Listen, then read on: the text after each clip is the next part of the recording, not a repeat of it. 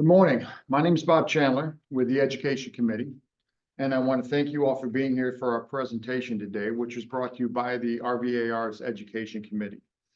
This is a hybrid class. We've got about 30 in the room, or will, if you are still arriving. And then we have many out there in Zoom land. Laura Benjamin is joining us from her office, so she can keep track of any questions you have through the chat feature on Zoom. For those of you on Zoom, please remain muted unless you have a question. There will be time throughout the presentation to ask questions, or you can get on the chat, and then Laura will break in as appropriate for that. Today's recording or class is being recorded. It will be on RVAR's YouTube channel for at least a 60-day period. There will be a survey that we're sending out after each class. Please take time and take time to respond to this. This is what all the different committees use to know what to bring you in the future. So take a few moments and do that. Before we get started, I do want to bring up a few other events and offerings that we have going on. RVAR's Realtor and Affiliate Night. This is the biggest event of the year, and it is coming on Tuesday, April the 16th. Beginning at 5 p.m. at the Roanoke Country Club. We hope to see you all there. Burn Baby Burn is our next class. It's focused on fireplace and chimney inspections plus wood stoves.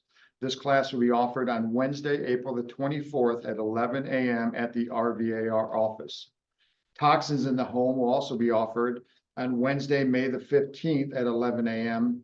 here in the RVA office as well. Green Home Solutions will address mold testing, removal, and prevention, as well as indoor odor removal and other air quality concerns. Registration for all these classes and events is available on the RVAR's website. Flyers are available for those attending today's class. You probably got them in front of you. And now for today's class. Let me introduce today's speaker, Frank Webster. Frank has been a business development officer with Virginia Housing for the last 7 years. He is responsible for working with lenders, realtors, nonprofit organizations, and city county housing offices to help them use Virginia housing loan programs to promote increases in affordable home ownership in the housing industry or throughout the state. Frank's previous experience in the housing industry was as a top producing mortgage loan officer in Hampton Roads for more than 30 years, 35 years actually. So let us welcome Frank back to Roanoke. Thank you.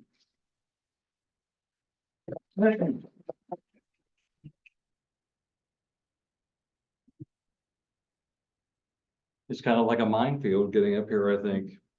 The most important thing I've been told is I'm going to always refer to this. Anytime you ask a question, I'm going to look at this. I'm going to repeat it really loud for everybody that's on the Zoom call. So I am really thrilled to be here today. As I was introduced, I am the Business Development Officer for Virginia Housing. I cover the western part of the state. I've been doing that for 7 years now. And my job mainly is to go around to all of our stakeholders and business partners. That would be realtors, that would be lenders, that would be nonprofit organizations, local governments, anybody who is involved in or concerned with affordable housing. I go out and try to, with the banner, I carry the flag, I carry the banner to make everybody aware of who Virginia Housing is and what we bring to the table.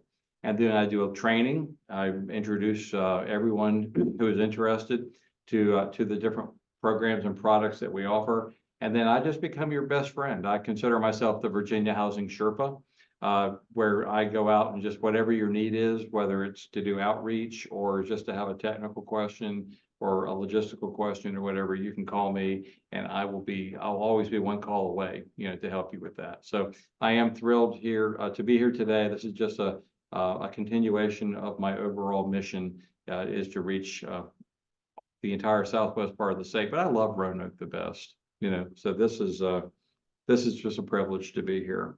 So let's talk about Virginia Housing a little bit.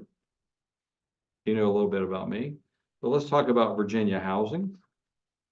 We used to be known as the HDA. So still to this day, we've been Virginia Housing about 2 years now. Still to this day, people don't know who Virginia Housing is. And when I say I'm from Virginia Housing, people look at me like I have a third eye in the middle of my head.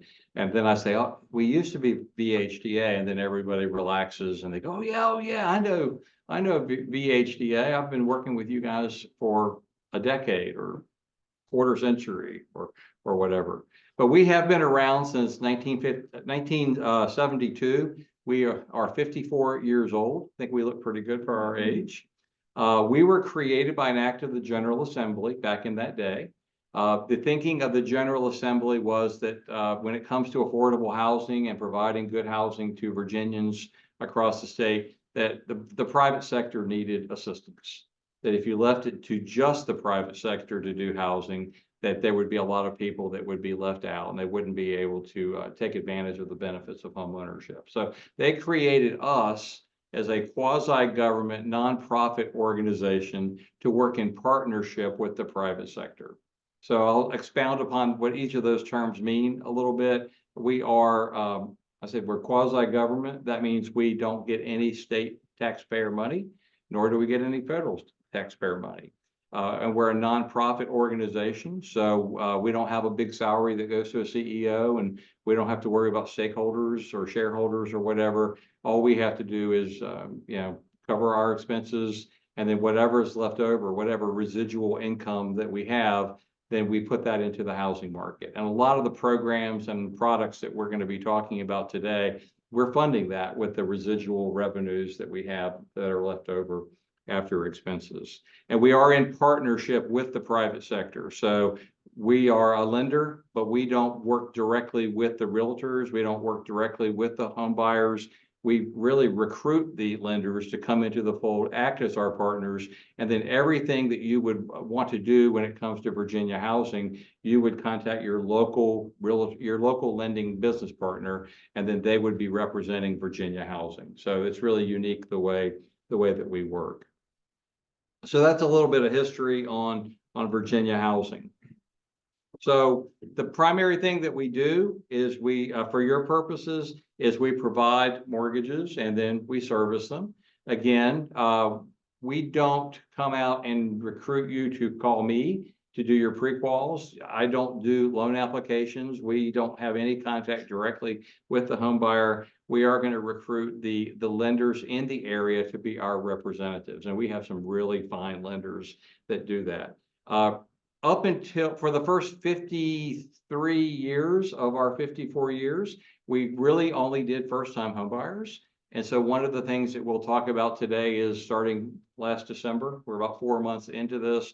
We have eliminated our first-time home buyer requirement, and many of the programs that we're going to be talking about today, they will also be available for repeat home buyers. So that's really going to open up the door of opportunity. It's going to broaden the pool of prospects that can take advantage of our programs, and we're really excited about that. And then once the loan is originated by the local lenders and the loan is closed, then we step in and we service the loan. We retain the servicing, we don't sell it, and then we handle all the escrow accounts for the taxes and the insurance. And one of the things that makes me most proud of working with Virginia Housing in regards to servicing our own loans is that it gives us a greater opportunity to work with people when they run into difficulties or problems and they may be threatened with losing their homes. By retaining the servicing on the loan, that gives us a greater opportunity to work with individuals who are struggling a bit. And everywhere I go and do presentations like this, somebody will raise their hand or they'll stand up and give a testimonial about how Virginia Housing saved the day, kept them in their home. So you'll see today that Virginia Housing cares deeply and passionately about getting people into their homes, but we care just as much to keep them in their homes once they've gotten into the house.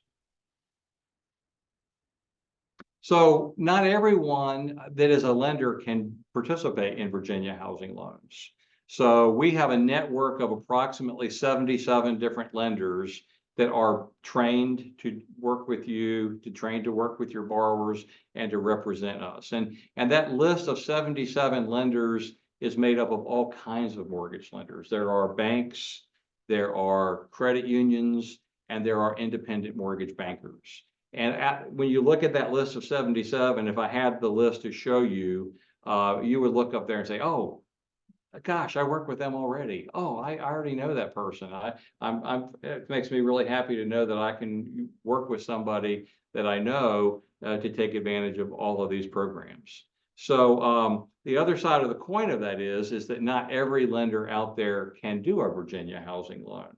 So there are lenders that don't have an office, a bricks and mortar kind of office existence in Virginia. Like a Rocket Mortgage is not allowed to do mortgages with Virginia housing. We're not dealing with brokers at this time.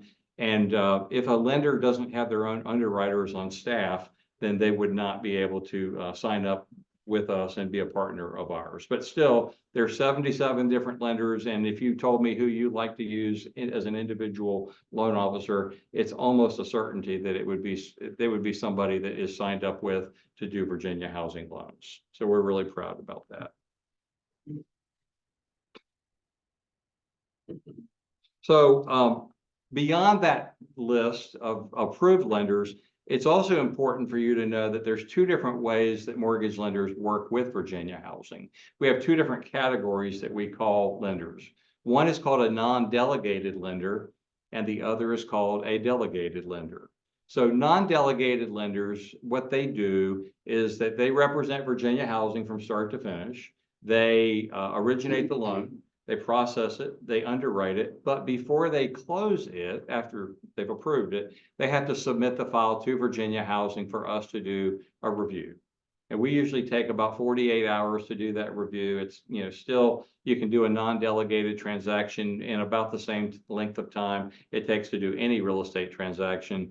And then once we have looked that file over and we've crossed all the T's and dotted all the I's, then we give the clear to close and the borrower can close. Again, you can do that in about 30 days, I would think. There's not a lengthy period of time that you have to wait when you're doing a Virginia housing loan at all, or when you're doing a non-delegated loan. So the other category of lender is called a delegated lender. Delegated lenders, they have one advantage over non-delegated lenders, and that is once they have underwritten the file and their underwriter has signed off on it, the loan can close. And they completely skip that step of having to send the file to Virginia Housing. You save that 48 hours. We have great lenders in both categories, both in the non-delegated and the delegated categories. So I would just encourage you to, once you know this information today, reach out to your lenders that you like to use. I'm big on loyalty. Talk to them about these things, like are they delegated or non-delegated, and how do they feel about Virginia housing products? But I'm sure that when you bring it to their attention, they'll get on board real quickly. And if they don't, then we can provide you with a list of other lenders that love to do business with Virginia housing. And we want to encourage you to do that. Yes, sir. You have a question? Yes, Will Long, Homebuyers, Realtors. Do you have a list of lenders or providers specific to this area that work with Virginia Housing? So the question was asked, do we have a list of lenders who are in this area that can be provided to borrowers so that the borrowers would know who to look for? So we don't have a list per se, but we do have on our website a Find a Lender page that I'm going to show you in just a moment. We also have a Find a Real Estate Agent page that will be on our website too. So to answer your question about the lender, the prospective home buyer, when they're visiting our website, learning all about our programs and products and such that we have, there will be a page that they would be able to go to called Find a Lender.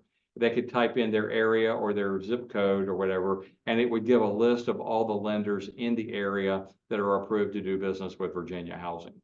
And then we do the same thing for the real estate agents. And one of the benefits that you will get from attending this training today is we will make that opportunity available to you. You'll be able to fill out a form that we have, turn it into me when you leave. And then when I go back to my home office, I'll type everything in and I'll send you an email. They'll let you know that I've completed it.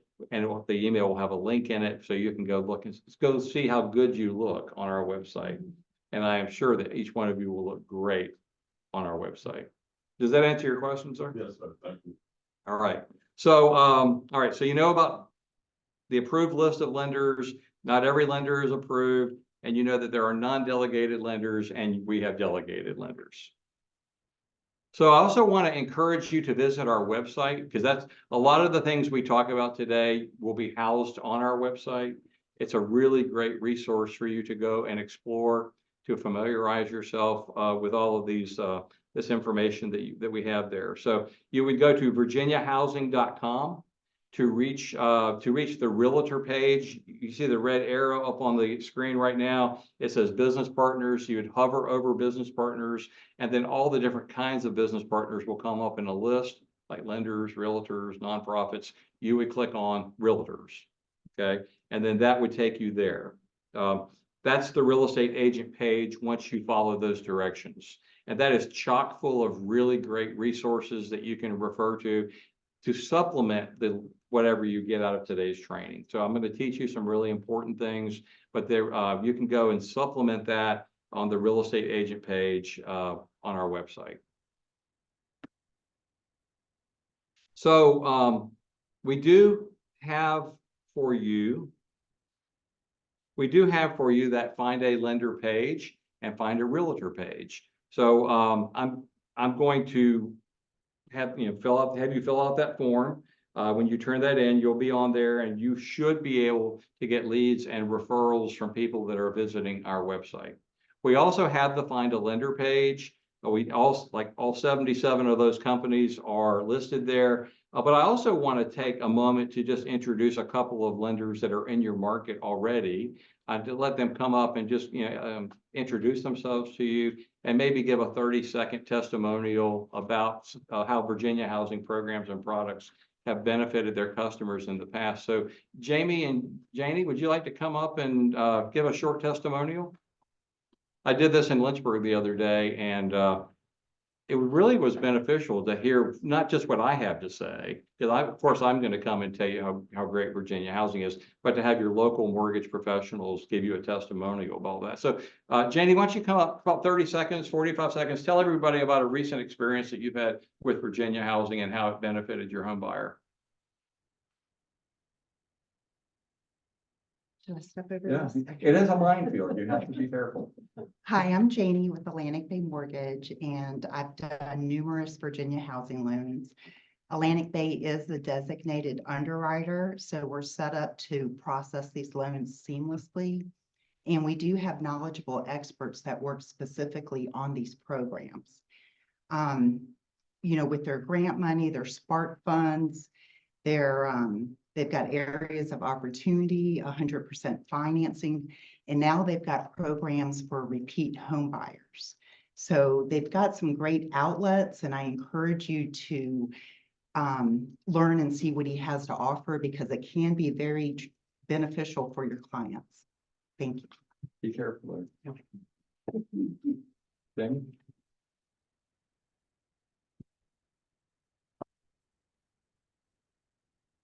Good morning, I'm Jamie Bailey with Alcova Mortgage. I was a top VHDA lender for 2 years straight in the Roanoke Valley, so I do a lot of VHDA lending.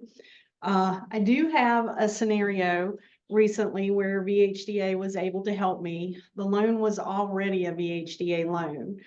And I don't know if you all know this or not, but some investors have overlays on top of like basic guidelines, like FHA has basic guidelines, and then lenders and investors will put overlays on top of those. And so typically on FHA loans, if you're dealing with a manufactured house and the data plate, which is the piece of paper inside the house, has been removed, that creates an issue. And so at that point, typically the underwriter is going to ask for what's called an IBTS certificate. And this is a third party verifying where the home came from, what the serial numbers are, and that it went from X location to the place where it now sits. Because with double wides, they can't have been moved. They can't have been like set up in a trailer park and moved to a different location. So Alcova's underwriter came back and said, we need this IBTS certificate. And we could have paid and had it rushed, but I was like, no, we don't need it because VHDA does not have overlays. And so the underwriter and I got in this conversation about it. And I ended up going to Frank, and subsequently we went to Frank's underwriter, And we were able to get that waived, that we did not need the IBTS certificate. So that helped me go ahead and get on quickly to closing. The other thing that I wanted to tell you was Alcova is delegated. So our underwriters approved the files in-house and we're ready to go to closing. And with Virginia housing loans, there is really no extra time. A lot of people are misinformed and they think, wow, it's going to take, 45, 50 days. It does not. We can close those loans in less than 30 days. So no problem there.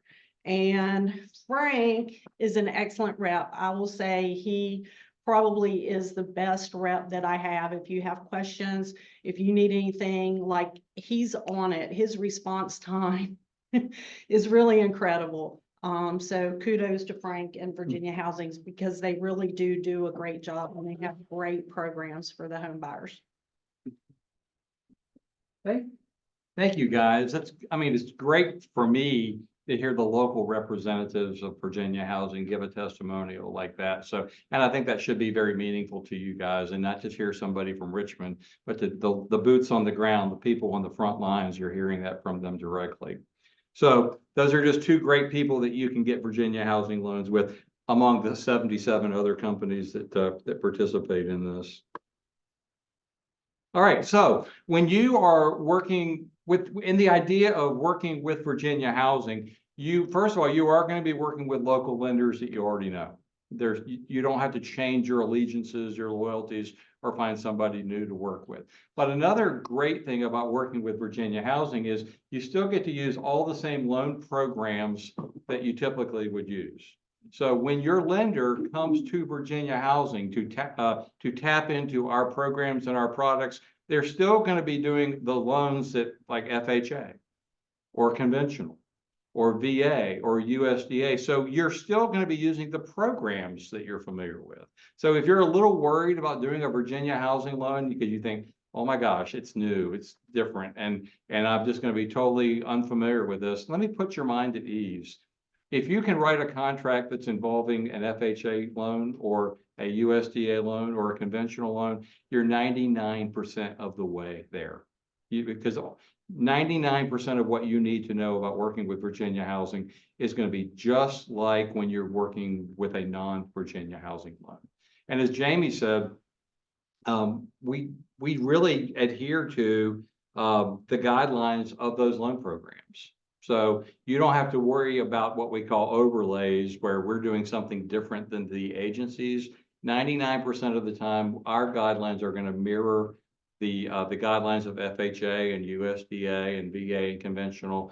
That applies to credit, that applies to property. So if you are proficient at writing contracts just in general with all of those different types of financing, you're already 99% of the way there to being a wizard or a Jedi, or whatever you want to fancy yourself as, being a real estate agent superhero.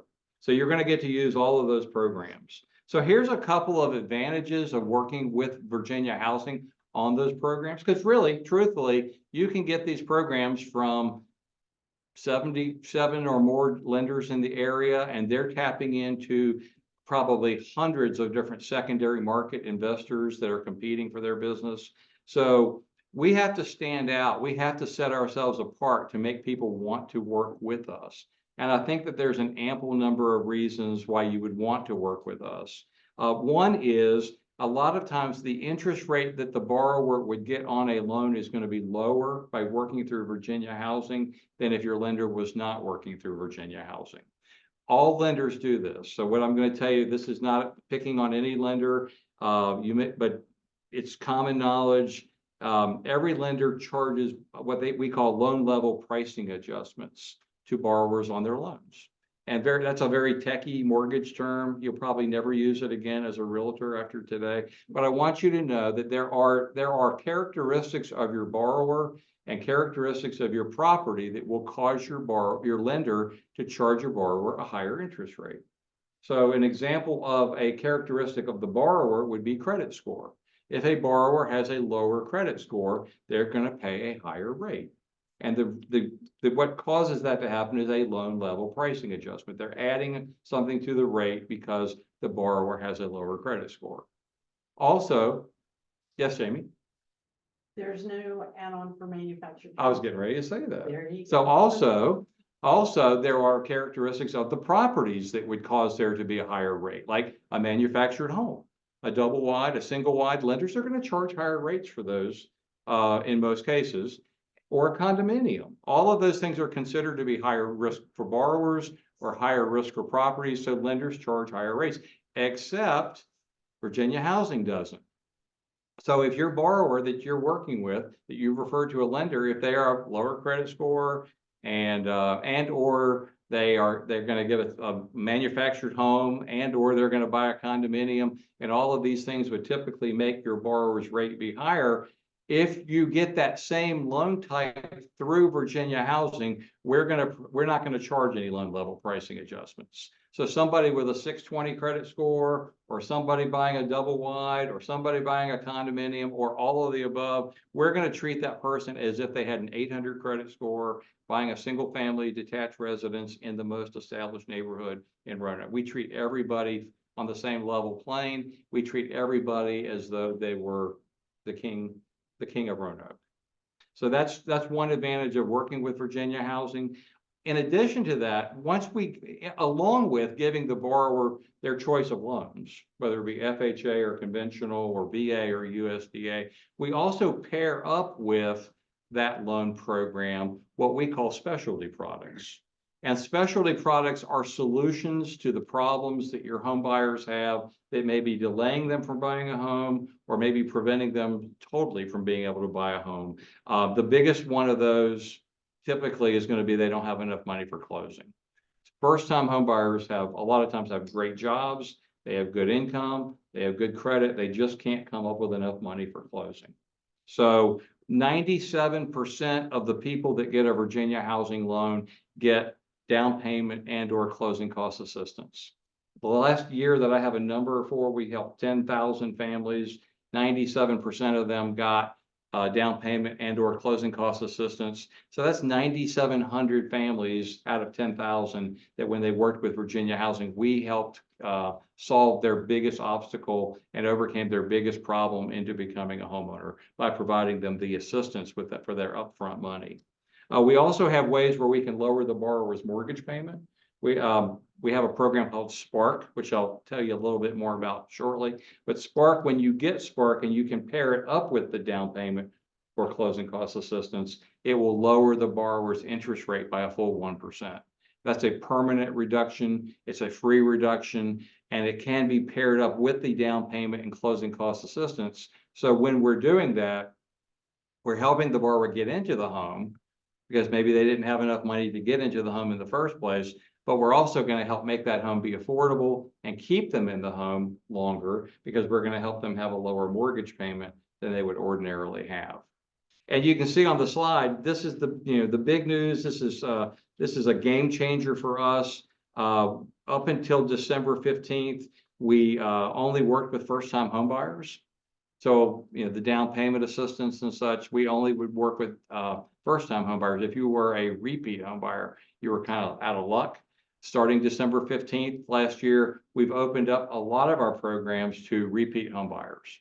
A repeat home buyer doesn't get everything that a first-time home buyer has available to them, but we can take repeat borrowers, people who have owned their homes and lived in them in the last 3 years, and we can get them in for no money down and help them with closing costs, because we have figured that not first-time homebuyers are not the only people that need help these days.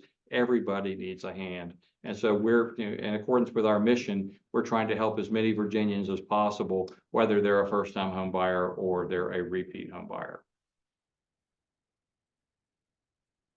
Are most of the VHDA loans, like, can the new borrower take it over? Are they assignable? So the question that was just asked is, are Virginia housing loans assumable? Mhm. Some are, some are not. It depends on really the next category that we're going to talk about here, about the bond and non-bond loans. Okay. So if you have if you're the listing agent on a house, and you might have a loan that would be very attractive as an assumption, like if it was a a 3% interest rate or something in a market where currently they're running about 7%, you would have to check with Virginia Housing, and we'd have to pull the records out of that file to see how we originated the loan. Some of them will be assumable, some of them will not be. But it's hard, it would be impossible for me to just make a blanket statement saying all of them are or all of them aren't. But if you're the listing agent, and your borrower has a loan being serviced by Virginia Housing, and that rate looks really attractive, and you think, possible assumption, contact Virginia Housing, make an inquiry, and we'll check that out for you and let you know if that loan can be assumed or not. Okay, all right. So when you're working with your loan officer, they're going to choose what type of loan the borrower is going to get. They're going to choose FHA or conventional, VA or USDA. That's the way it's always worked. Okay. So we also have another choice that the lender is going to be involved in making with your borrower. And that is you can do any of those loan programs that I just mentioned as a bond loan or a non-bond loan. So let me kind of describe to you what the differences are between a bond and a non-bond loan. Again, you can do under bond loans, you can do any loan type we have.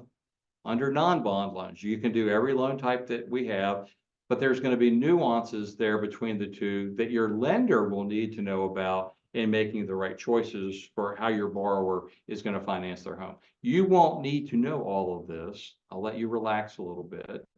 All right, you don't have to worry about this. We're not trying to convert you into being lenders.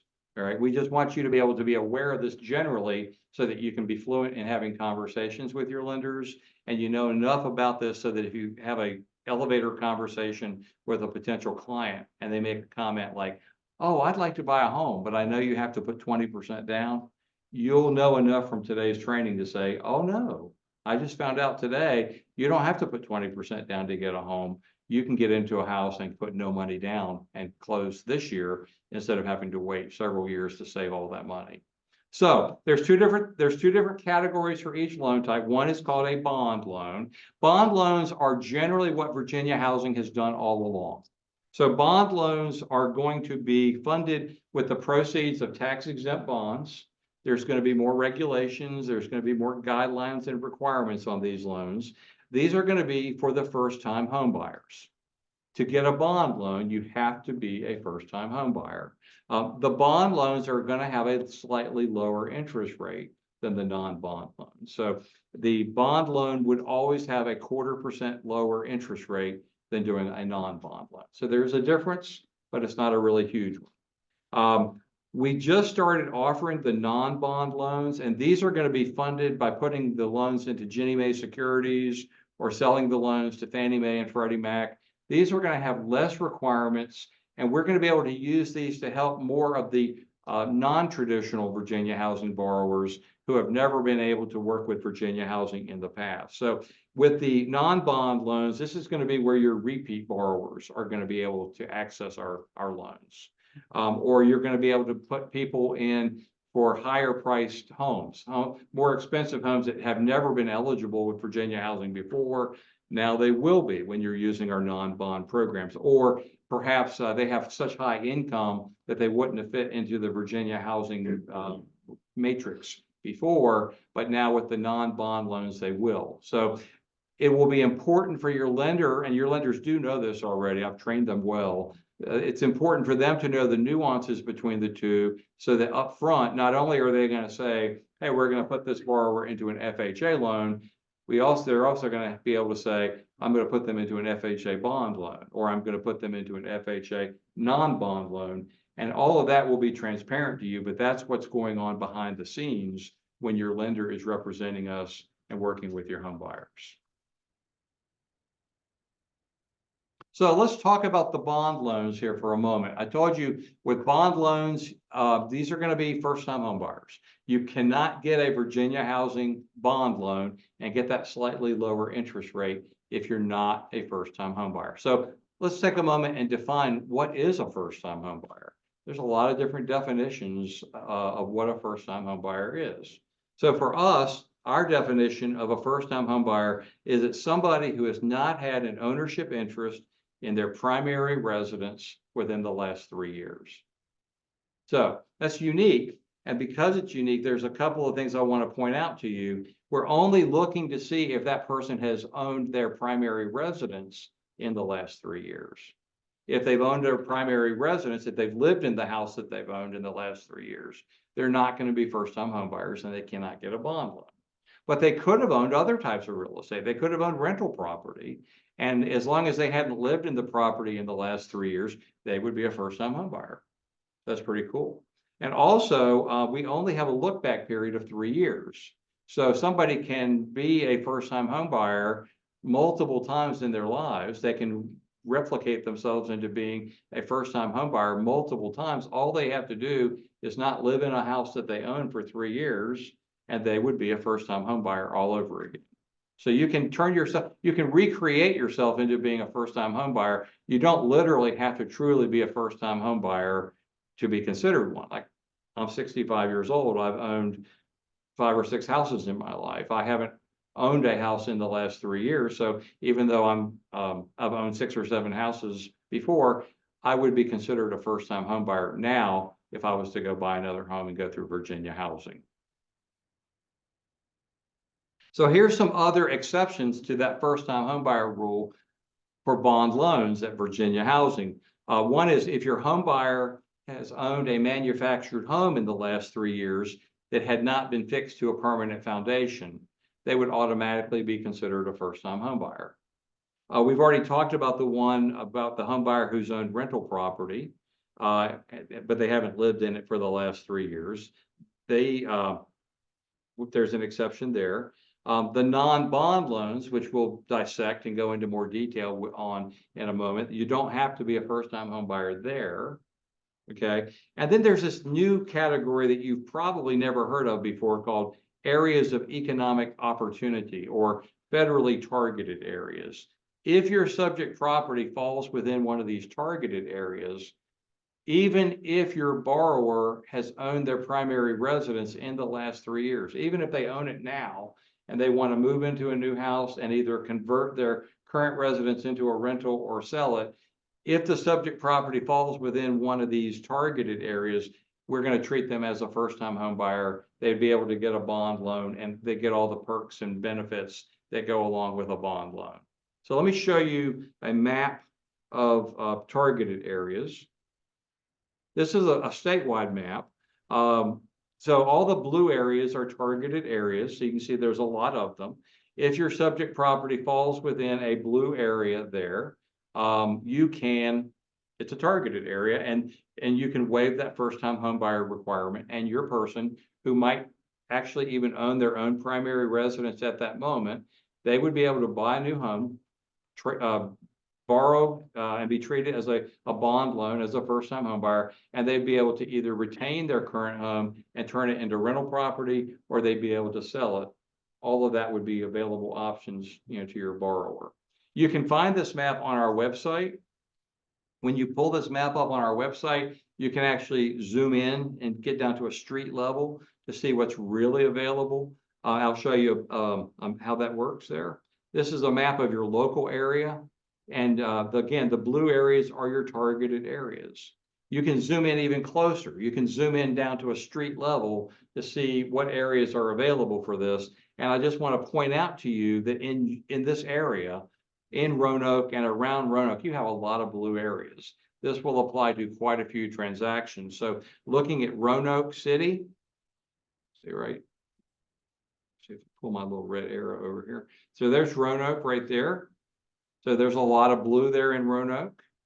Go down here, there's Elliston and Shawsville, lots of blue there. Bedford over here. Down here around Floyd, south of Floyd in the meadows of Dan. And then down here, there's Martinsville there. Danville. And then you're getting over here near Alta Vista. But if you're selling a house in one of those areas that has blue splotches there, they would be considered areas of economic opportunity, and somebody buying there, we would treat them as a first-time home buyer, even if they didn't meet our classic definition of being a first-time home buyer. And if you're visiting this page, and you saw enough of the blue splotches to think maybe this would help me. There's a magnifying glass right here. You can click on that magnifying glass, and if you type in a specific property address, it will take you straight to that property. And if your property looks like it's at the bottom of a blue swimming pool, that means it's in an area of economic opportunity, and all of this would apply to you. Yes, ma'am. Do they also receive the benefit of down payment assistance and closing costs? Oh, that's Any other programs? I have to repeat your question, Jim. See? So, the question was asked, would that person still get all of the, like the grants and the second mortgages and the Spark and all of the things that we're going to talk about? The answer would be yes. So we would totally treat that person as a first-time home buyer, even if they weren't a real first-time home buyer. We would treat them that way. So that's one of the little tricks that you can keep in your back pocket that will make some deals work, that maybe they wouldn't have worked if you hadn't known about this. Okay.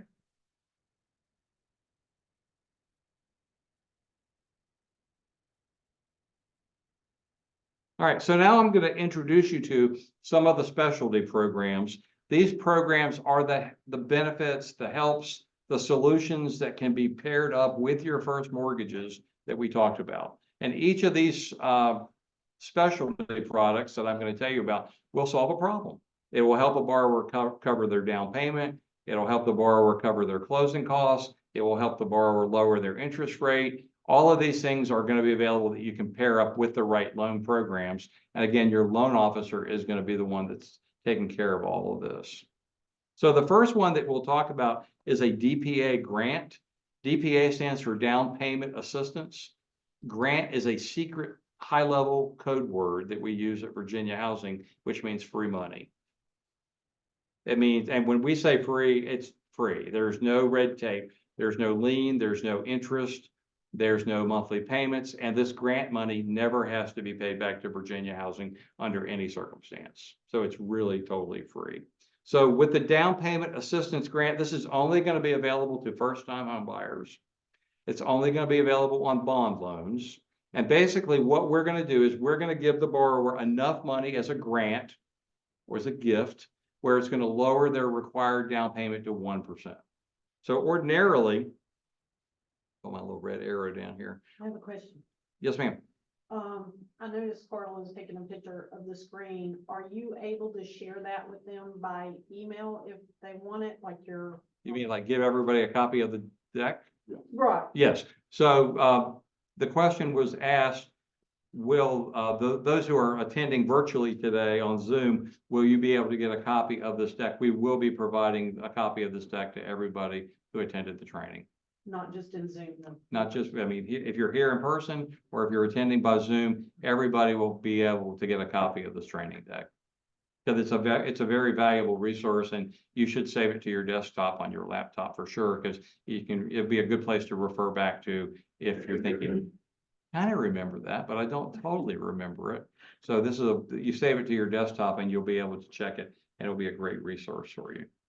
So if you're where my red arrow is here, if you can see that, ordinarily an FHA loan requires a 3.5% down payment, which is the lowest down payment you can get short of having a USDA loan or a VA loan. So we will give the borrower 2.5% towards that 3.5%. And that means instead of having to come up with 3.5%, your borrower only has to put 1% down, which is really beneficial to somebody who's short on funds. Conventional works the same way. The number looks smaller. It says it's only 2% instead of 2.5%, but that's because we only require 3% down on a conventional loan. So we're only going to give the borrower 2% towards that required down payment. But still, the bottom line is your borrower only has to put 1% down. And they're starting out with free equity being credited to them at the closing table. So in essence, it's 99% financing. Yes. And not 100 anymore. Well, so the question is this 99% financing instead of 100% financing? So the answer is, if you're getting a grant, that's correct. So if you're getting the free money, it's going to be 99% financing. The borrower has to put 1% down. But that 1% doesn't have to be the borrower's own money. They could get a gift from a family member to cover the 1%. They could get grant money from other sources outside of Virginia Housing to supplement what Virginia Housing is given. But there is going to have to be 1% put down. We're going to talk about another program that we have called the Plus Second Mortgage. And the Plus Second Mortgage will provide 100% financing with no down payment. And it will even finance up to 101.5% combined loan to value, where that extra 1.5% will create closing cost assistance to supplement the down payment assistance that we're giving the borrower. Yes, sir. Question. And I don't know if you want to cover this. What are these income limits? Was that on this paper? So the question is, what are the income limits? So they are on that table, the chart that you just raised up, but we are going to talk about them in a moment. We're going to dissect it because you'll need some guidance on how to interpret that table. Okay. All right. So that's your down payment assistance grant. You can do that on a bond conventional or a bond FHA, and you do have to be a first-time home buyer to be able to get that. So here's another assistance program we have. It's a CCA grant. So CCA stands for Closing Cost Assistance. Grant means free money, no strings attached. So with a Closing Cost Assistance grant, this is going to be intended to help a somewhat different segment of the market. The borrower does have to be a first-time home buyer. Grant money is only available on the bond programs, but the Closing Cost Assistance grant can only be given on VA loans for veterans and USDA borrowers who are buying in rural areas. Now, those loans already allow the borrower to get in for no down payment. So we're going to help. They don't need down payment assistance, but they might need closing cost assistance. So what we're going to do on these loans, let me get my little red arrow again. There. We're going to give every eligible borrower here 2% of the sales price to help them with their closing costs. So if somebody was buying a $400,000 house, getting a USDA loan where there was no down payment, Virginia Housing would give that borrower $8,000 to help them with their closing costs. And it's free. Did I mention that there was no strings attached? It's free money. And if you actually had a borrower where they said, well, you know, I don't really need help with closing costs. The seller is going to pay closing costs. I don't really need that 2%. We would allow the borrower to take the 2% and use it as 2 discount points and buy down their interest rate. So if they didn't need help with closing costs because they were getting help from like the seller, they might be able to reduce their interest rate on that loan from 7% to as low as 6%. And so if somebody's going to give you free money, I guarantee you there's a way to spend the free money. All right, that's your closing cost assistance grant.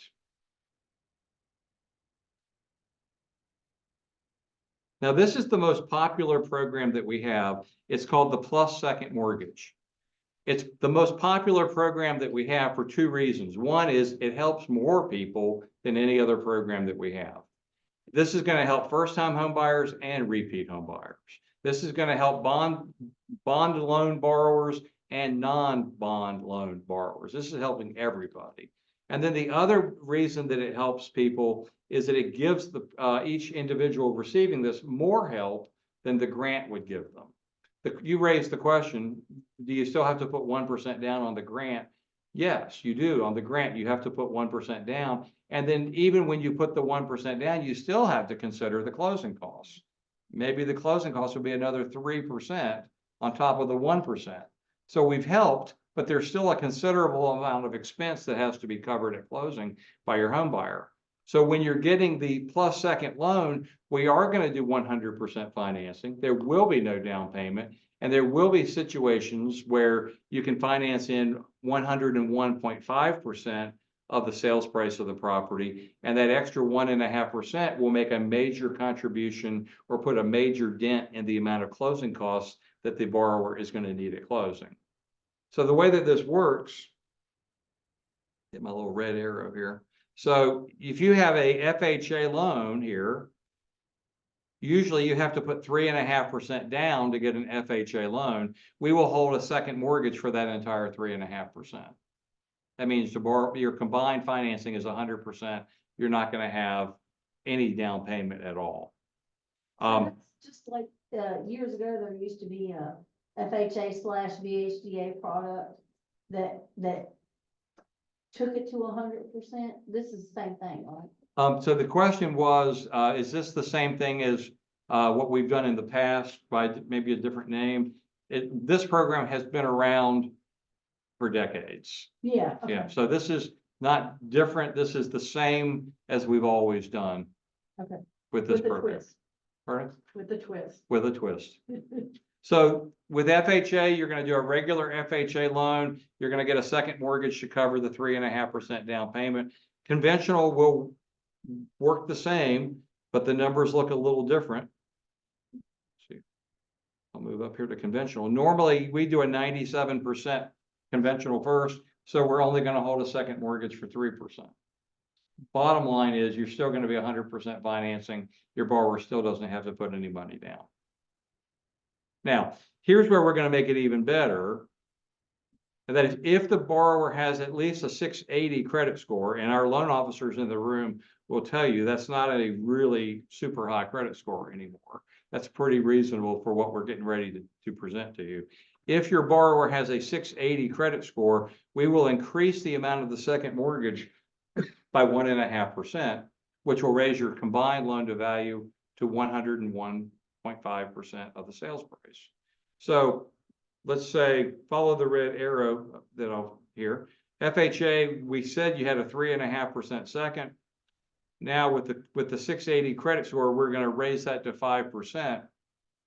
The benefit of that is going to be you've eliminated the down payment, and the extra 1.5% is going to provide closing cost assistance to your buyer. Significant amount of closing cost assistance. So if that was on a $300,000 sales price, they'd have no down payment, and the second mortgage would be $4,500, would provide $4,500 worth of closing cost assistance. That's almost, it's around half of the total closing costs for the borrower that they wouldn't have to worry about, because it's going to come from the second mortgage. And we do allow you to still ask the seller to pay the other half of the closing costs. And if you're successful in doing that, then you could conceivably get your borrower into a loan transaction with no down payment, no closing costs due. And when the borrower goes to closing, they could actually walk away from the closing table with a cashier's check for like $1,500. They could get all of their POC items refunded to them at closing. They could get their appraisal fee back, their earnest money deposit fee back, their home inspection fee back, and they could walk away with $1,500. And I can tell you from when I was a loan officer, that makes for a really happy borrower, because they're all expecting to go to closing and need a lot of money. It's nice for them to go to closing and they're going to walk away with a check for up to $1,500. Okay, and let's talk about the terms of that second mortgage. The second mortgage is going to be a real true second mortgage. It's not a silent second.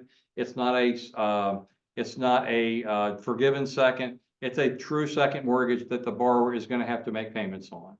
The terms of the loan are 30 years. It's a fixed rate. It gets the same interest rate as the first mortgage. So most of the time, for all of the significant benefits that the borrower is getting from the second mortgage, their payments are only going to run $50 to $100 a month. So it's very affordable. There's no prepayment penalty on it. So if they want to just go ahead and focus on getting that minor obligation out of the way, they can pay it off early, be rid of it, be done, and there's no penalty for doing so. Okay.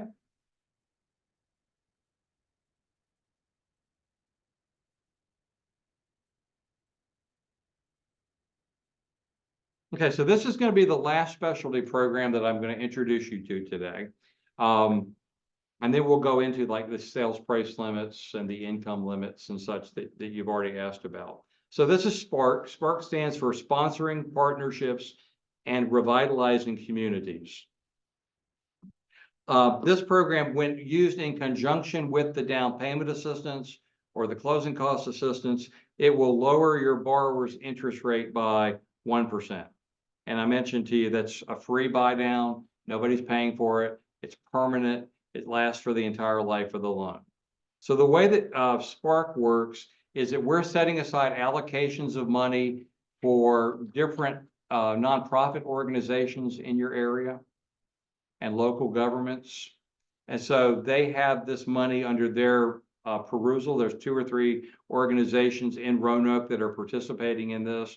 When you send your borrower to these organizations, they'll have to go through a little program. They'll have to take a little class that's called HUD Approved Housing Counseling. When they complete that training, that education, and they finish, and then they go to their Virginia housing lender, your Virginia housing lender will be able to reduce their interest rate that's probably already been locked in at the regular rate. They'll be able to reduce their rate by 1%. So a 7% rate that they had, that they might have already locked into, when they complete this class, when they complete this process with the sponsor organization, the lender will be able to manually reduce their interest rate to 6%, and then they'd be able to close at that, and that's going to lower their monthly payments. So let me show you. Is it online or is it in person? Is your question the HUD approved housing counseling? So the question is the HUD approved housing counseling done in person or online? I believe the sponsor organizations will do it either way, depending on the needs of the individual borrower. So let me show you a list of the entities that are participating in this. So there's 30 organizations. This program, this is fiscal year 24. Fiscal year 24 started July 1st of last year. So we're coming up on the end of this fiscal year. And as a result of that, most of these places are totally out of Spark money. Spark does run out of money. Virginia Housing, on all of our other programs, we never run out of money. We are in business offering our different products 365 days a year, but Spark will run out of money. There will be new money coming out for fiscal year 25 that will go into effect on July 1st. So everybody that's probably out of money right now, they will have more money or lots of money starting on July 1st. But the way that this works, I'll point out a couple of these to you. In Roanoke, you have the Southeast Rural Community Assistance Project, also known as SIRCAP. That's in Roanoke. You also have TAP, which is Total Action Against Poverty. They're participating in this. You also have Community Housing Partners in Christiansburg. They're participating in this. And then you also have DHCD, which is the Virginia Department of Housing and Community Development. These are the organizations around Roanoke and the surrounding area where you could go send your borrower to these and get your borrower the benefit of that lower interest rate. Okay. If you do this in the future, you'd have to call and ask 3 questions to them, and you need 3 affirmative answers to be able to successfully proceed. First question would be, do you have money? Because they do run out of money, and most of them are out of money right now. But if they say, yes, we do have money, you then say, well, my property that we're financing is in Floyd, or it's in Bedford, or it's in Roanoke, or it's in Wise, or you tell them where it is and say, will you help me with that? Because each of these entities, they have different geographic areas that they're covering. Some of them are very particular and picky. Some of them are very liberal and accommodating. But you'd have to ask, based on where the property is located, will my borrower get the benefit of this? And then if they say yes to that, then you'd say, what is your income limit? And we haven't talked about income limits yet, but we're getting ready to. The individual sponsor organizations can either follow Virginia housing income limits, or they can set their own, which are more restrictive. And you just want to make sure your borrower fits within those income limits. If you get 3 affirmative answers, you got yes, yes, yes, you'd be able to send your borrower there. They'd complete the HUD approved housing counseling. When they would complete that, they'd go back to the lender, and the lender would be able to lower their interest rate by 1%. They'll close with the lower interest rate, and they'll have that lower monthly payment for the life of their loan. And you can combine Spark with the down payment and closing cost assistance. So we're helping the borrower both upfront, get into the house for less money, and we're helping them to be successful in staying in the house by having a lower mortgage payment. And when you approach it from both angles, you're really giving the borrower more bang for their buck, and it's giving them all the benefit that they possibly can get. Okay?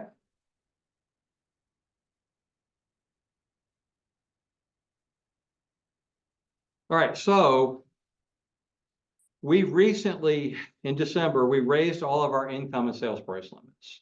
I've heard many times over the last couple of years that the reason why there's not more Virginia housing loans is, well, we only deal with first-time home buyers.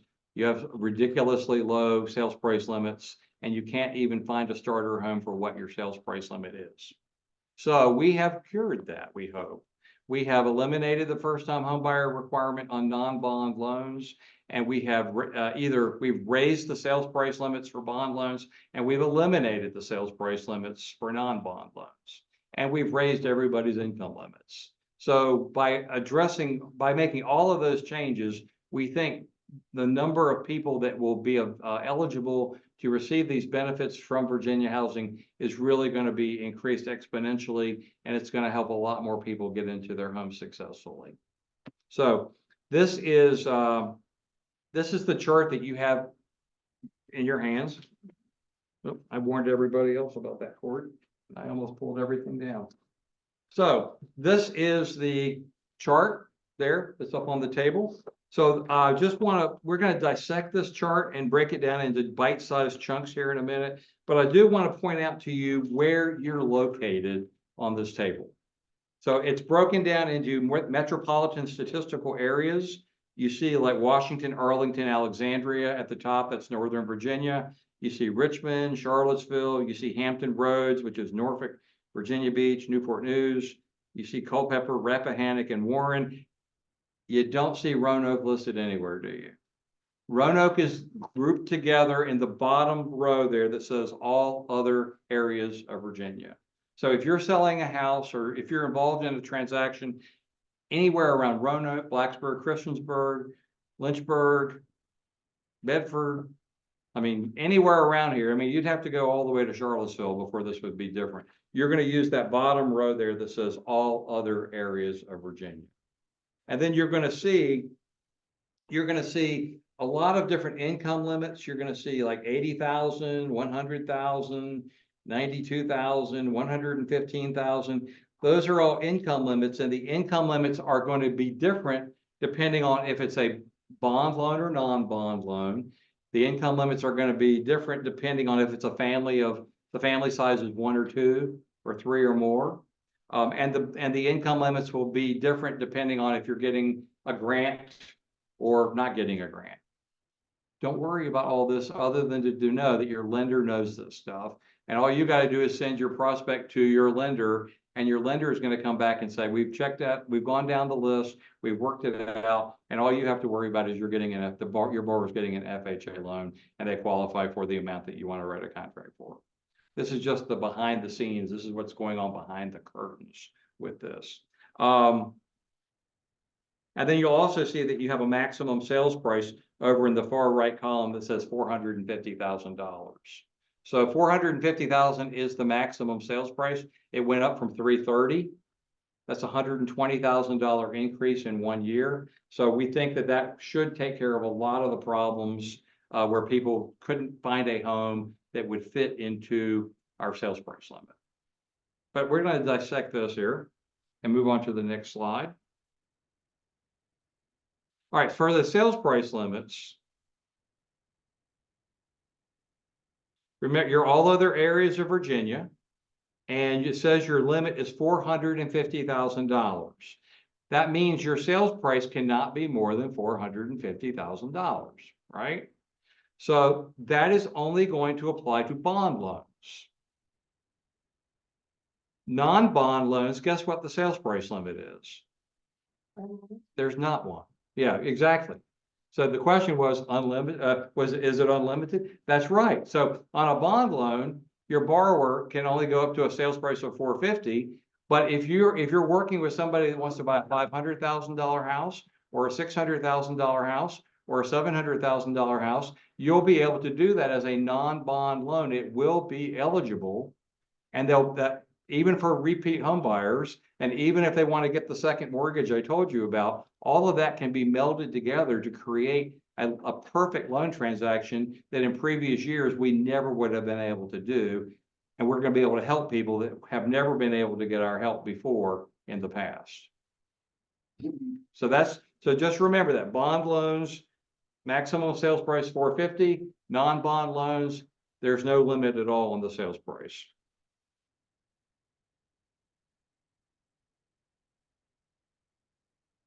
All right, these are going to be your income limits, and we're going to break the income limits down into chunks. First of all, let's talk about the grant. We're going to talk about income limit for grant loans. That's down payment grants, that's closing cost grants. Remember, you have to be getting a bond loan to get a grant. You cannot get a grant on a non-bond loan. So you're going to be looking over here. You're going to go over here. Does it matter if the people that want to get the grants, if they have money in the bank anyway? It does not. So the question was, if somebody has money, would that preclude somebody from getting grant money from Virginia Housing? It does not. So if a borrower has enough money in their bank account where they could, if they wanted to, put 20% down on the house, not only would they be able to get a Virginia Housing loan, they would still be able to get a no money down Virginia Housing loan. Okay. But we do not, that is not an eligibility criteria that would prevent somebody from getting a home and financing it with Virginia Housing. Okay. All right, so when you're talking about grants, you're in all other areas of Virginia. You're going to see two columns here for the size of the household. You have one or two, you have three or more, and this is going to be with either type of grant that we offer, a down payment grant or a closing cost grant. When you come down to here, if it's a family of one or two and they want to get a grant, their household income could be up to $80,000. And if they have a family of three or more, the household income could be up to $92,000. Now, when I use the term household income, that means if there's an adult in the household and they're not on the loan, they're not on title, but they have a source of income, we would have to count that towards the income limit that we're talking about. So if one of the spouses, if one of the partners, if they didn't get put on the loan because they had bad credit, or they didn't get put on the loan because they thought that would put them over the limit, and they're just out there, their income would still count towards this income limit. Well, So that's for the grants. You have a question? Yes. This, how would that, or could that play out? I have an interesting situation. If it was a mother and a son, Mm-hmm. could that play out in that? So the question is, if it's a mother and a son, how would that work? So if the son is a dependent of the mother, then we wouldn't count the son's income. So we're not looking to do, people that are in high school, young people that are in high school. An adult, matter of fact, it's the vice versa. It's the son who's the primary and the mother Mhm. who is, well, he's the caregiver for the mother. Okay, But she has an income. right. Would they qualify? So if you have two people, one would be an adult son, then their elderly adult mother, Yeah. and you want to get a grant, you'd have to count all of that income towards these income limits, and you cannot exceed it if you want to get a grant loan. But they could potentially qualify under one of the other programs. That's true. So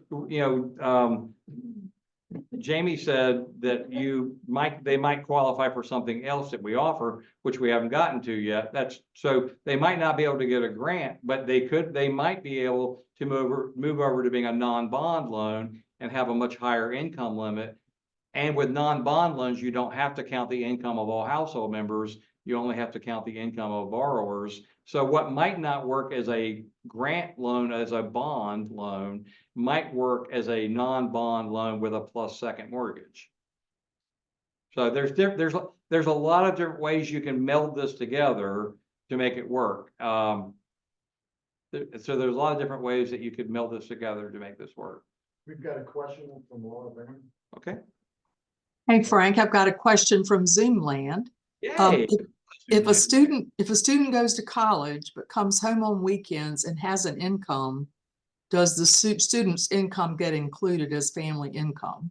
So great question. Thanks for asking that. The answer would be no. If somebody's in college and they're just coming home for weekends, we still consider that person to be a dependent, and we would not count their income towards the limit. Now, is that gonna depend on the tax return and whether or not the parents claim that child? You're getting into the weeds now. That's all right. So, so for the sake of, Ask those for the sake of questions. expediency, I would like to defer on that question. Let's just say, if somebody is a dependent, if somebody is a college student, if somebody is coming home just on weekends or for spring breaks and stuff like that, we would not count their income towards the limits on that grant loan. And then you could get into the weeds and about some variation of that, but as a general rule, that would be a good general rule for you to follow when you're thinking about this. Laura, any other questions? That's all at the moment. Okay, all right, so that's your grant income limits. So if you're doing the second mortgage, as opposed to a grant, the second mortgage is not free money. So it's not going to fall under the grant column. So with you're doing the second mortgage, you're still going to be in all other areas of Virginia. You're still going to go over here to where it breaks down the size of the household into 2 or fewer or 3 or more. And instead of using the grant column, you're going to use this where it says standard/bond. And when you come down to here, you're going to have higher income limits. You're going to have, for a family of 1 or 2, the household income can be up to $100,000. And if it's a family of 3 or more, it can go up to $115,000. So you have higher limits for the second mortgage, but if you're doing that as a bond loan, you still have to count the income of all household members towards these limits.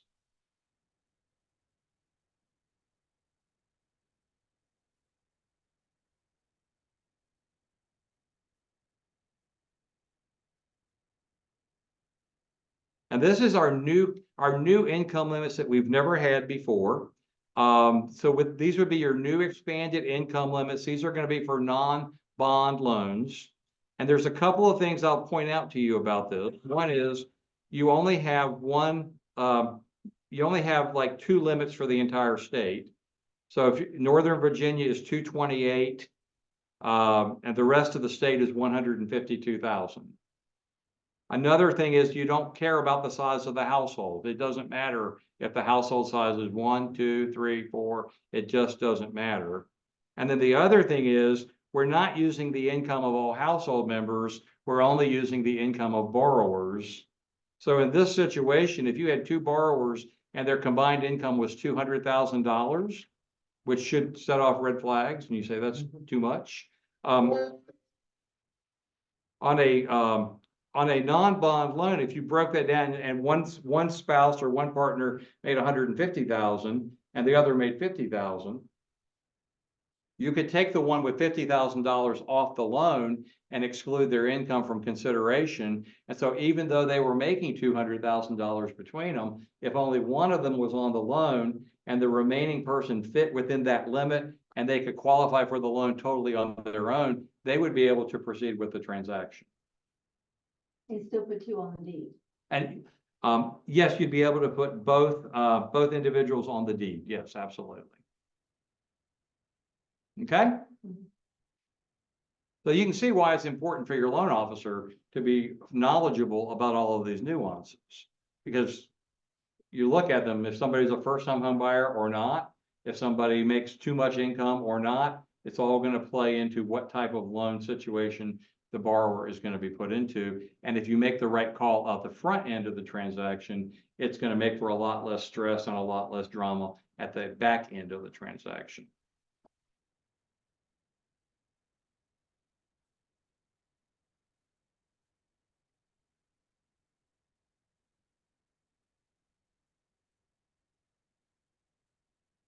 Okay, so I'm gonna give you a quiz question, or a couple of quiz questions to gauge your understanding and comprehension of what we've talked about so far. This is a true or false question. I'll ask you to raise your hand for true or false. The household income limit changes based on the size of the household for the new expanded limits on non-bond loans. So then, in other words, the size of your family matters on the income limits for a non-bond loan. If you think that's true, raise your hand. If you think that's false, raise your hand. All right, falses have it. Let's see. And you would be right. All right, so far everybody gets 100. All right. Question number 2. Virginia Housing's bond programs now include the income of all household members to determine if they're within the limit. Do you have to count the income of all household members on a bond loan? You think you do? Raise your hand. True? False? False? Okay. The answer would be true. So any bond loans, you have to use the income of all household members. Oh, you said not dependent. I got you. Question number 3, Virginia Housing sales price limits apply to non-bond programs. Do you have a sales price limit on the non-bond programs? If you think it's true, they do apply. Raise your hand. False? All right, false has got it, and false would be correct. All right, this is a real quick summary of the bond program guidelines. This is what your loan officer will go through to make that decision about whether it's going to be a bond loan or not. So for a bond loan, your borrower can get any one of these loan programs: conventional, FHA, VA, or USDA. You are going to have to be a first-time home buyer. You're going to be subject to the sales price limits. You're going to have lower income limits. And anytime you're doing a bond loan, you have to use the income of all household members.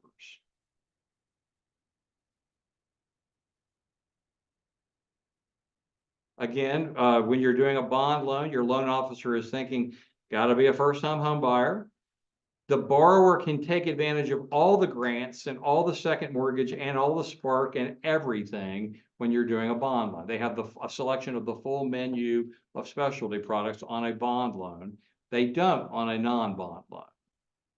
And this is really important here. If you're doing a bond loan, the maximum acreage is 5 acres. If you're a first-time home buyer and you meet the sales price limit and you meet the income limit, and you have acreage of your property that exceeds 5, even if it's merely 5.1, your borrower would not be eligible for a bond loan.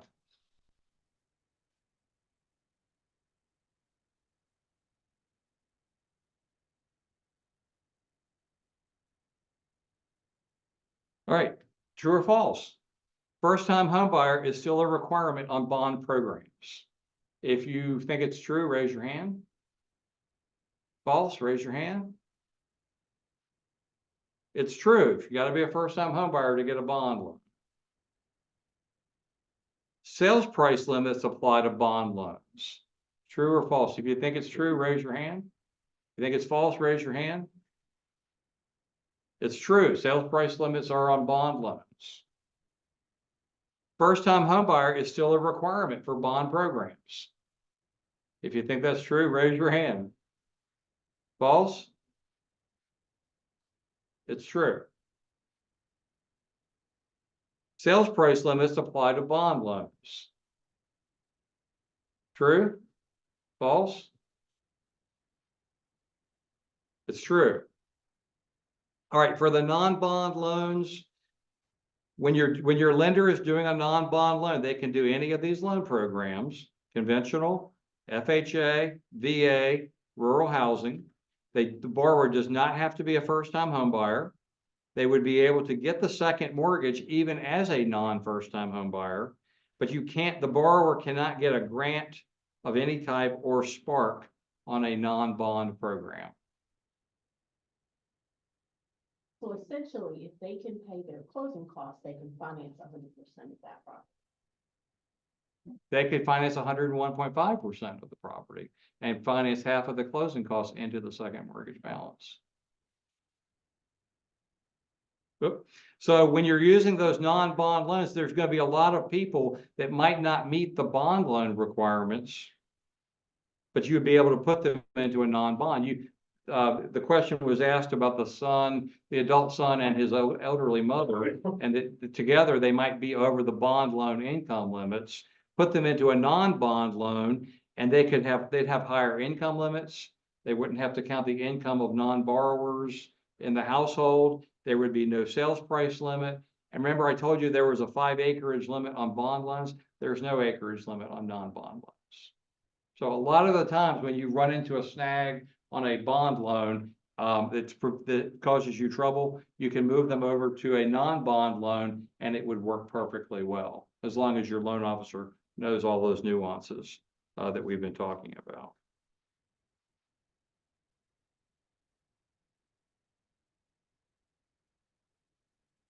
All right, for the sake of time, I'm going to skip that quiz, the couple of the quiz questions that we had there. I think you all got it. And so this is, why would you use the bond loan? We just went over a lot of them. We talked about all these, but primarily you're going to be a first-time home buyer and the borrower is going to get that 0.25% lower interest rate. The people that are going to get a bond loan, they're going to be able to get grants. They're going to be able to get Spark. They're going to generally have lower income because we have more restrictive income limits for bond loans. They're going to be buying less expensive homes because we do have a sales price limit. And they're going to be buying smaller properties because you can't have over 5 acres in your lot.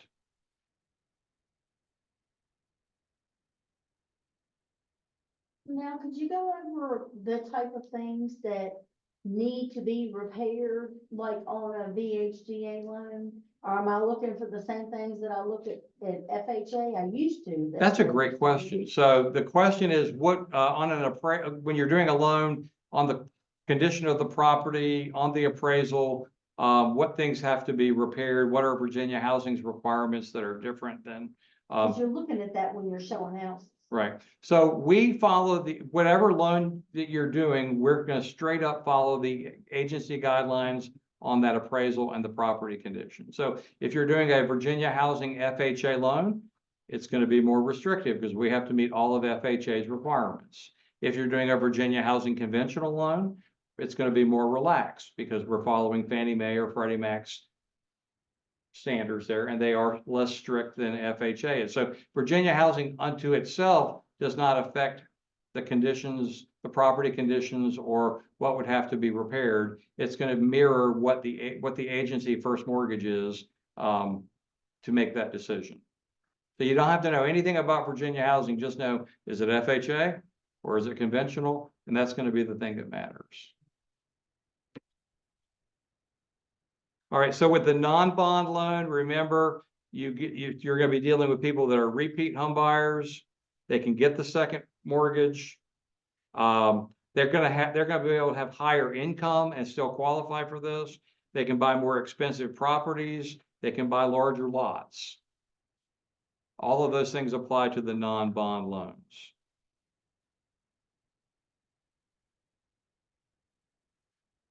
And to help you to remember all this, and this will really be the last thing I tell you today as we wrap things up, to help you to remember this, on our website, there's a tool called the Lending Wizard.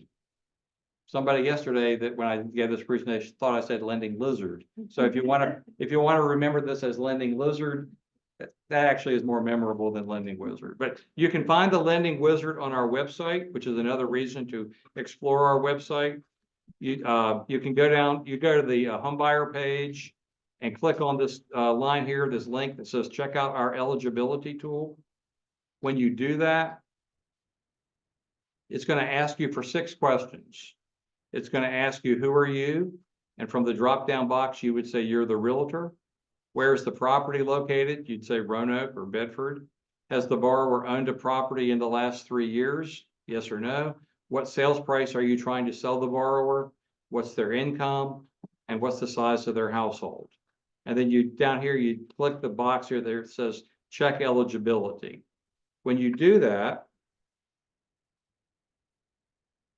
this tab is going to show up, the financing tab, and it's going to list for you every program that Virginia Housing offers that your borrower would be eligible for, including a little synopsis of the key things you'd need to know, like what's the credit score requirement, or what's the debt to income limit that you have.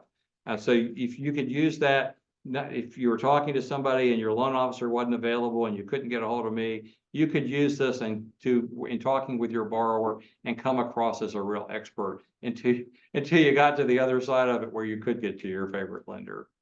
Then you could also click on this tab here that says down payment and closing cost assistance options. If you click on that one,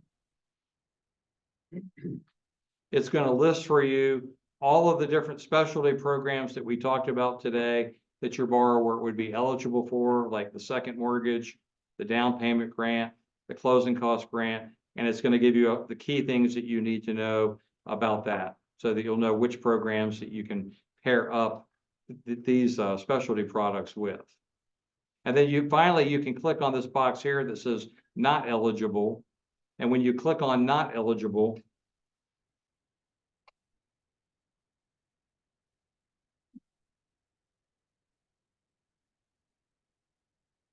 it's going to give you a list of all the programs that your borrower is not eligible for and why. It's like, if you might say you're not eligible for a bond loan because you're not a first-time home buyer.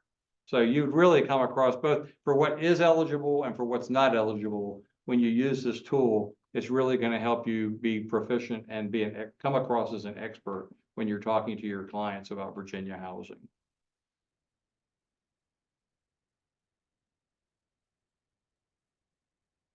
Okay, so I told you at the beginning of the training that you have this form here. If you would complete this form and turn it in when you leave, I will make sure that you get your contact information on our Find a Real Estate Agent page on virginiahousing.com. If you are on the Zoom call, Laura or Jim or somebody, they will make this available to you. They'll send it to you, and then you can complete it and email it back to me at frank.webster@virginiahousing.com, or you can return it to Jim, and Jim would forward all of them to me at one time. But no, if you're in Zoom, we're going to treat you with the same courtesy as everybody who is in here attending the class in person.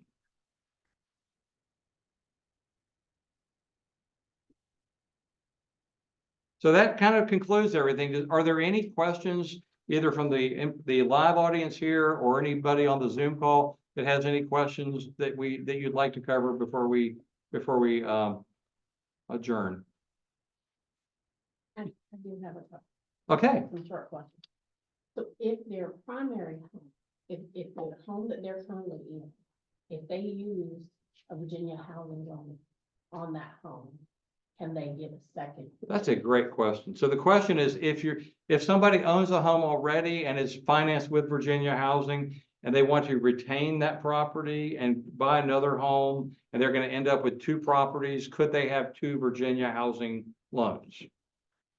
The answer is no. So they could sell the first house that was financed with Virginia housing and be able to buy another house and get a Virginia housing loan. But they could not retain the first property, add the second property, and have both of them be financed with Virginia housing. You can only have one Virginia housing loan at a time. For those who receive the grant assistance, how long do they have to live in the house? There is no period of time that we set. So the most ridiculous example I can give you of that is I've had people call me and say, I closed last month and got a grant, and I hate the house when I moved into it. I'm going to sell the house immediately. Do I have to give you any grant money back? And the answer is no, they didn't owe anything back. There is no circumstance under any way that the borrower would ever have to pay grant money back to Virginia housing. Any other questions? But if they get it, they can't get it again, right? The grant money again? They could get the grant money again if they waited 3 years, because you'd have to be a first-time home buyer to get the grant, but they would be able to go right into a new situation and get the plus second loan without any waiting period, because you don't have to be a first-time home buyer to get the plus second loan. Okay. All right, so I think we're adjourned. Thank you for your attention and your participation today. I'll be around for a bit if you want to talk off camera.